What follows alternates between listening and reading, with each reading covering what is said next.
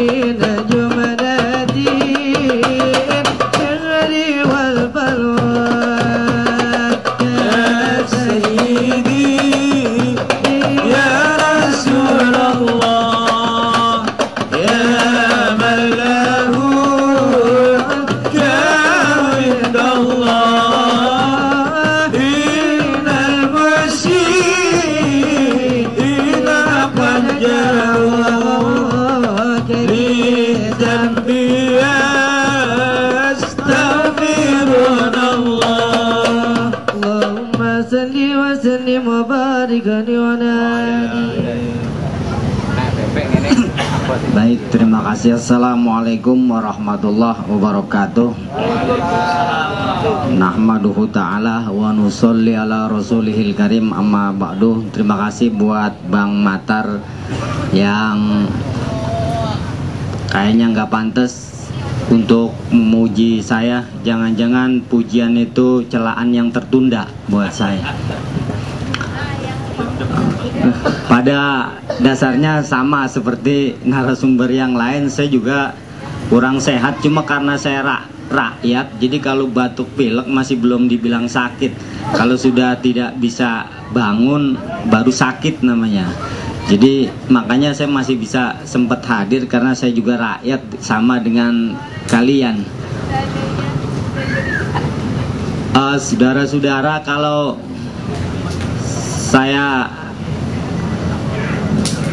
kita bicara tentang kerakyatan, pikiran saya kembali kepada masa-masa di mana kita melakukan pemilu. Di situ kita lihat para elit dan partai-partai politik menawarkan banyak sekali program-program yang katanya bersifat kerakyatan. Dan saking seringnya ini dijajakan sehingga program tersebut sudah tidak lagi istimewa atau luar biasa buat kita. Bahkan dalam kenyataannya program ini lebih sering gagal atau dilakukan setengah-setengah. Saya ingin kasih sebuah ilustrasi dari suatu negara antah berantah, di mana ada seorang, kita sebut namanya Mas Bro gitu kan, yang selama hidup, yang mendedikasikan hidupnya untuk membangun kewirausahaan rakyat dalam upaya memberdayakan potensi masyarakat guna terciptanya ekonomi kerakyatan yang mantap. Waduh, gitu bahasanya mungkin. Dan kebetulan Mas Bro ini pejabat Pemda yang mengurusi bidang itu. Intinya Mas Bro ini memang orang yang peduli dan mau terjun langsung, dan tidak hanya berkutat pada konsep yang berbumbu wacana wacini atau esen-esen yang beraroma harum, gurih, manis belaka gitu. Jadi untuk jalannya program ekonomi kerakyatan, Mas Bro pilih dua orang di antara masyarakat, Ahmad dan Amit, orang muda. Dia berharap bahwa nanti akan ada wirausahawan muda yang maju dan bisa memberikan inspirasi bagi warga masyarakat lainnya. Program sudah dibuat, ditentukan, yaitu misalnya produksi tahu, produksi pembuatan tahu. Si Ahmad dan Amit akan dikasih modal, lalu diberi pendampingan sampai usahanya sukses. Sudah ditetapkan, kasih modal, dikasih waktu seminggu oleh Mas Bro. Dia berharap orang muda tentu banyak kreativitas, banyak akal, banyak hal yang bisa dia gali untuk mencari seluk-beluk dari usaha yang akan dia kelola. Tapi begitu seminggu tidak ada kabar, ditanya si Ahmad dan Amit, gimana usaha kalian? Waduh Mas, kami bingung mau beli alatnya di mana ya, tolong kasih tahu. Karena dia perlu pendampingan, oke lah kata Mas Bro, nanti aku tunjukkan tempat penjualan alatnya, sekalian orangnya aja tak suruh kemari.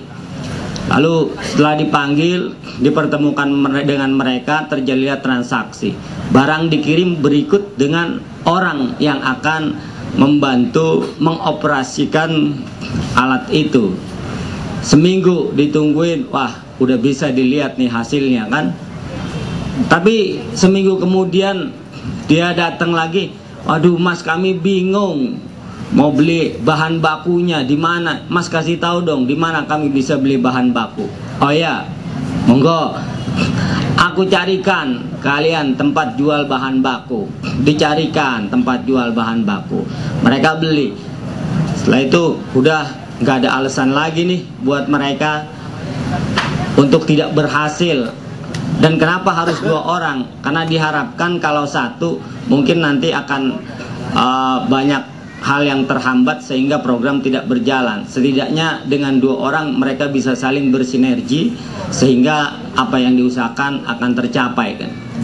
2 minggu lah aku kasih waktu, kata Mas Bro. Kalian, dia bisa lihat gimana usaha itu berkembang, pemasarannya gimana, ininya gimana, untungnya berapa gitu, dan hal-hal yang lain-lainnya. Lalu setelah 2 minggu Mas Bro ditelepon oleh Ahmad. Mas, aduh kami bingung memasarkannya, gimana ini, barang udah jadi bingung, tolong dibantu. Kesel sih, kesel nih Mas Bro, kesel, marah. Tapi kalau dia nggak bantu, dia mau coba diemin, gimana? Sementara reputasi dia dipertaruhkan di sini. Akhirnya dikasih tahu, ini loh agen-agen, tempat-tempat yang bisa menampung tahu kalian. 2 minggu lah dia kasih waktu lagi. Dia berharap udah maju dong, sudah ada hasil yang bisa diharapkan. Begitu 2 minggu dia kunjungan ke pabrik tahu Ahmad dan Amit, dilihat ada 2 orang tua yang lagi kerja. Wah, dalam hatinya hebat juga nih usaha, sudah maju. Mereka sudah bisa memperkerjakan orang lain. Berarti ada sedikit pengangguran yang mulai berkurang dengan usaha itu. Begitu ditanya, mana Ahmad dan Amit, lagi nganter barang ya? Lalu jawab 2 orang tua yang lagi kerja itu, apa? Boro-boro nganter barang suruh tukang ojek gitu. Lah, lalu sekarang mereka berdua kemana? Paling-paling mereka lagi mancing di Kali Ciliwung gitu. Aduh, kata Mas Bro, aduh, jangan-jangan dia suruh juga anak-anak buat nempelin ikan di mata kailnya kan. Artinya dari ilustrasi ini kita bisa menangkap bahwa lebih banyak gagalnya usaha yang disebut dengan ekonomi kerakyatan. Jadi mungkin menjadi wajar ketika kita plesetkan bahwa ini kerak untuk rakyat, tapi ada juga kan yang tidak doyan kerak. Nah, mungkin yang terbiasa kayak Ahmad dan Amit makan nasi ini, kerak nggak mau.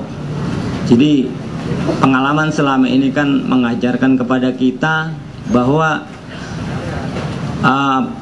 program-program yang bersifat kerakyatan itu seperti BLT, PNPM, dan lain-lain lebih dipahami oleh masyarakat sebagai hibah yang nggak perlu harus dipertanggungjawabkan, dan mungkin itu sebagai kompensasi ketika mereka memenangkan salah satu calon, terutama berkaitan dengan pemilu gitu.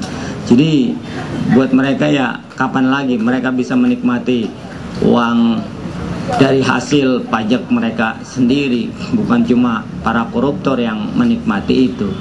Jadi saya lebih melihat program kerakyatan ini sebagai sebuah fitnah. Kalau bahasa Arab, fitnah itu tidak ada hubungannya dengan celaan, dengan caci maki, dengan pembukaan aib. Fitnah itu asal katanya fatana, yang berarti menyilaukan. Jadi sesuatu yang menyilaukan kita dari kebenaran sejati. Jadi hanya sekedar bagaimana kita silau. Jadi apa? Hanya untuk membangun pencitraan lah, gitu kan. Lebih membangun pencitraan agar kita silau dan menutup pandangan kita dari sebuah kebenaran sejati. Ya, sejatinya kita masyarakat Indonesia masih miskin toh. Jadi tidak ada kemiskinan yang bertambah, yang berkurang. Buktinya setiap kali ada BLT di kampung saya aja masih justru makin tambah itu yang menerima bantuan langsung tunai. Jadi saya kira bahwa kerak juga kadang kalau kita yang terbiasa mungkin enak, tapi yang terbiasa makan nasi meskipun itu bukan beras yang bagus tetap kurang enak. Nah, inilah yang selama ini kita terima dan kita mau dibodohi oleh pemerintah kita sendiri. Jadi pemerintah kita rupanya kan elit-elit belajar dari Belanda, bagaimana mereka ngerampok 1 miliar, dia kasih sumbangan kita 1 juta dan kita sudah senangnya naudzubillah, weh hebat, itu orang baik ya gitu, orang pemurah gitu, itu orang dermawan, padahal yang dia rampok dari kita itu lebih. Jadi kita bayar pajak tapi yang nikmatin mereka. Kalau kita bicara sejatinya kan yang namanya rakyat dan wakil rakyat itu kan harusnya bosnya rakyat gitu. Yang namanya wakil kan itu pelayan, tapi selama ini justru mereka yang kita layani, mereka yang kita gaji dan tidak pernah peduli dengan kita. Itu mungkin sedikit pandangan saya yang saya pahami dari kacamata rakyat, bagaimana kita ini rakyat kalau masih menerima kerak mungkin masih enak, karena toh biar bagaimana kalau kita di pesantren lebih enak nasi itu, kalau kita menanak nasi liwet itu lebih enak keraknya itu biasanya pada berebut gitu. Jadi masih enak lah keraknya aja gitu.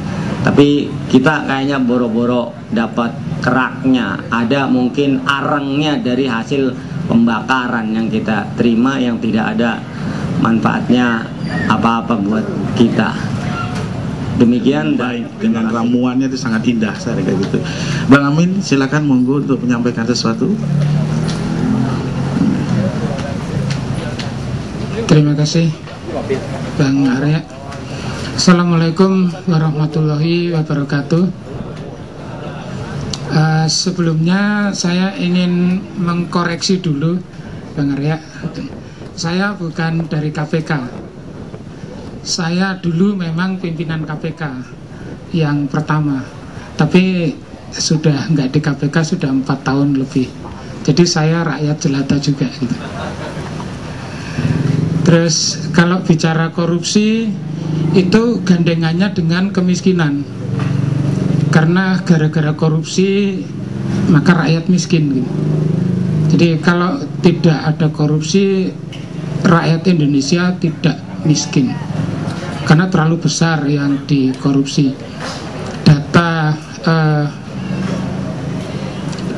Datanya KPK itu menunjukkan dari tahun 2007 sampai dengan 2010 bantuan sosial yang tidak jelas itu sampai 300 triliun. Jadi kalau itu dipakai untuk program pengentasan kemiskinan, tentunya rakyat nggak miskin. Jadi tadi kalau dikatakan Bang Arya campur-campur, memang harus dicampur. Jadi untuk mengurangi kemiskinan, korupsi harus dihilangkan. Nah kalau bicara korupsi, saya jadi ingat waktu SMP. Waktu SMP ada pepatah, nggak tahu pepatahnya benar atau tidak gitu ya. Jadi keledai itu tidak akan tersandung di batu yang sama untuk 2 kali. Pepatahnya begitu yang saya pelajari. Nggak tahu kalau SMP atau SMA sekarang apakah pepatahnya masih berlaku atau enggak. Nah cilakanya kalau kita bicara korupsi di Indonesia, kalau kita lihat grafik di depan, jadi kalau kita bicara memberantas korupsi, Indonesia ini sudah berkali-kali berantas, udah berhasil digebukin jatuh lagi, berantas lagi, udah berhasil digebukin jatuh lagi. Yang berantas siapa? Orang Indonesia sendiri. Yang gebukin siapa? Orang Indonesia juga. Seperti Anda lihat waktu KPK mulai berhasil, dihajar habis oleh buaya. Nah, sekarang mulai bangkit lagi. Tapi itulah bangsa Indonesia, selalu berhasil. Kalau sudah berhasil secara natural, kita sendiri gebukin sendiri supaya jatuh sendiri. Nanti setelah jatuh baru kita sadar lagi, oh harus diberantas korupsinya, berantas naik lagi. Terus saya nggak tahu kenapa saya bisa menggambarkan keledai gini ya, di gambar itu ya. Karena begini, mungkin Anda ingat tahun 2005 KPK mengungkap korupsi di Komisi Pemilihan Umum. Jadi korupsi di Komisi Pemilihan Umum diungkap. Jadi biaya-biaya logistik penyelenggaraan penyelenggaraan pemilu ternyata dikorupsi. Mulai dari ketua KPU-nya, terus beberapa anggota akhirnya dikirim ke penjara. Itu tahun 2005. Jadi pemilunya tahun 2004, korupsinya diungkap tahun 2005. Terus beliau-beliaunya dipenjarakan gitu. Nah, kalau Anda lihat di gambar di sini, Indonesia menyelenggarakan pemilu yang diakui oleh dunia internasional sangat demokratis, bagus. Pertama kali tahun 1955. Kalau di zaman modern ini tahun 2004. Tahun 1956 mulai dari Menteri Penerangan, Menteri Luar Negeri, terus pengurus-pengurus panitia pemilihan Indonesia, terus direktur maupun bawahnya dari percetakan negara ditangkepin karena apa? Karena mengkorupsi logistik pemilu tahun 55. Jadi tahun 56 korupsinya dibongkar. Mr. Samsudin Sultan Makmur itu Menteri Penerangan dipenjarakan. Terus Lee Hok Tae itu Direktur Percetakan Negara dipenjarakan. Terus Menteri Luar Negeri Abdul Ghani itu dikenakan denda. Nah, kenapa? Karena pada waktu pemilu tahun 55 logistiknya dikorupsi. Jadi sama persis dengan yang terjadi tahun 2004, korupsinya diungkap tahun 2005. Nah, ingat pepatah saya tadi kan? Nah, kemudian kita lihat beberapa tahun yang lalu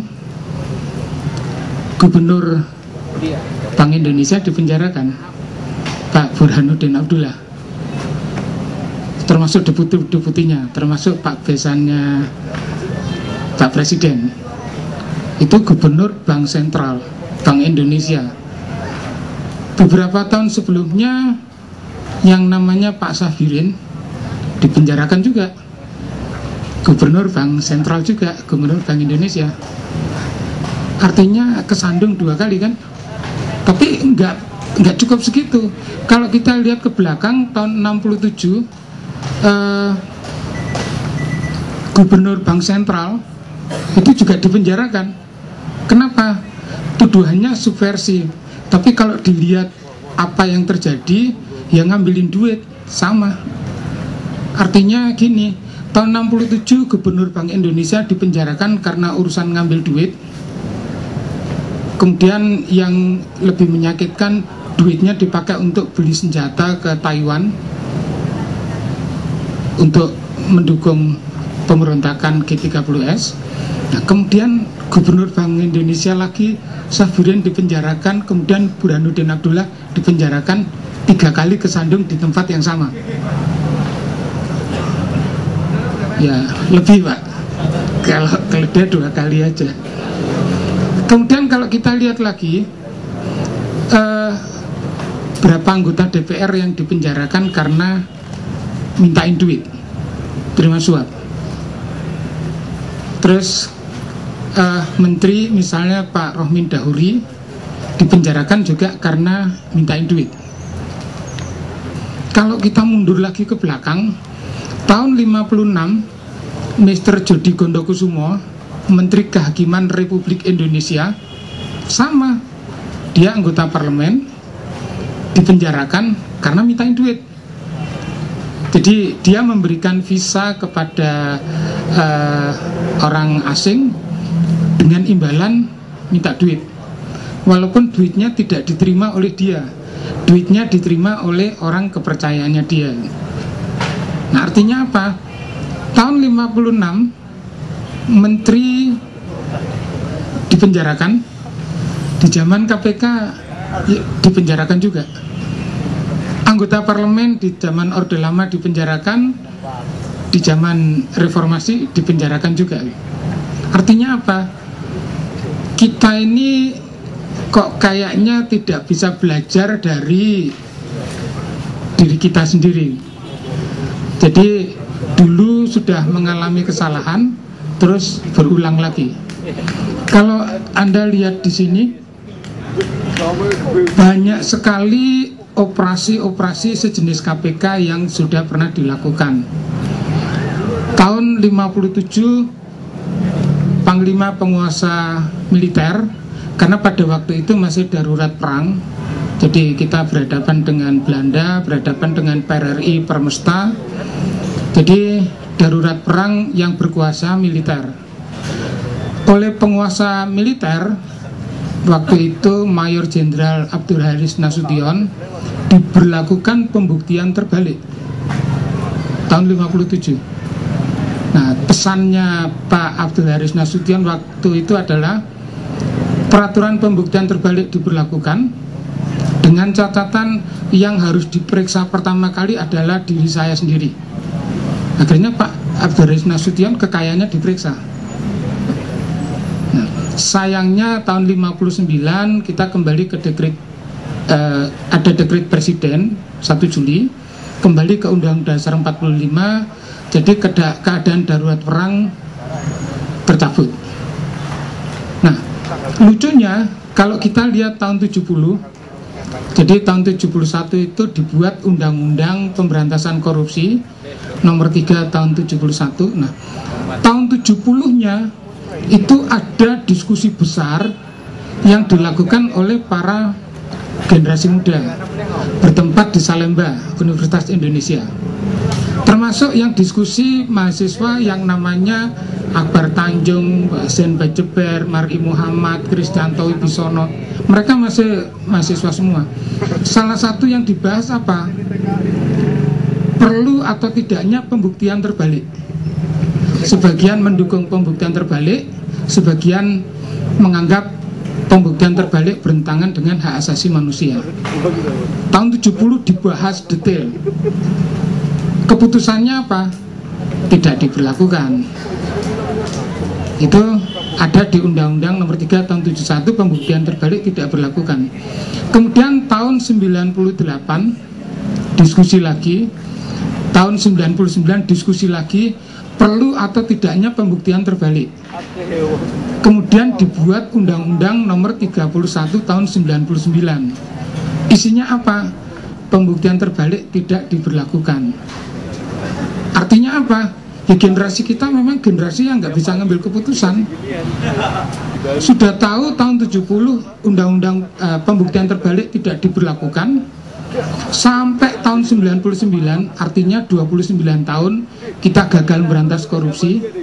Giliran harus ngambil keputusan pembuktian terbalik diberlakukan atau tidak, putusannya apa? Tidak. Artinya apa? Cara yang sudah gagal 29 tahun diulangi lagi. Siapa yang ngambil keputusan itu? Ya kita, orang Indonesia. Itu tahun 99. Nah, sekarang tahun 2011 mulai ada yang diskusi dan membicarakan perlu atau tidaknya pembuktian terbalik.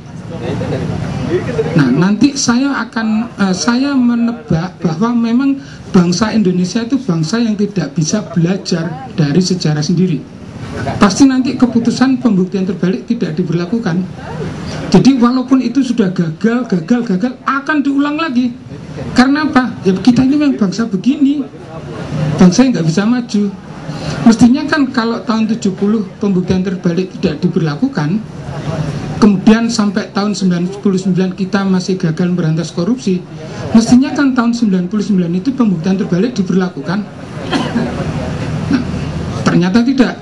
Dan mestinya tahun 2011, ini kan 12 tahun waktu yang cukup panjang untuk belajar. Tahun 99 pembuktian terbalik tetap tidak diberlakukan. Tahun 2011 masih belum bisa berantas korupsi. Nah, harusnya diberlakukan.